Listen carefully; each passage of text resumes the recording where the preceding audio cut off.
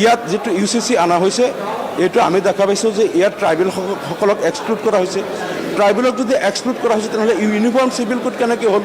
Uniform হ'বলৈ হ'লে মানে সকলো জনগোষ্ঠী আৰু সকলো সম্প্ৰদায়ক সামৰি ল'ব পৰা এটা সমনাগৰিক সংহিতা আইন উমৈহতীয়া আইন হ'ব লাগে।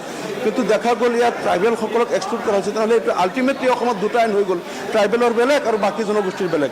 গতিকে এইটো ইউনিফৰ্ম নহ'লেই আৰু এতিয়া আমি যি দেখা পালোঁ যে কেৱল মুছলমানক ইয়াত টাৰ্গেট কৰা হৈছে, ইছলাম ধৰ্মৰ মৌলিকতাৰ ওপৰত এটা আঘাত সানিবলৈহে ইউচিচি অনা হৈছে।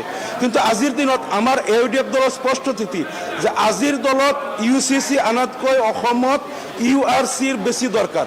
URC হ'ল uniformity of rights for rights of citizen, যে নাগৰিকৰ অধিকাৰৰ যিটো উমৈহতীয়া অধিকাৰ সকলো নাগৰিকে পাব লাগে, নাগৰিকৰ অধিকাৰৰ যিটো প্ৰটেকশ্যন সেইটো আইন অসমত আহিব লাগে।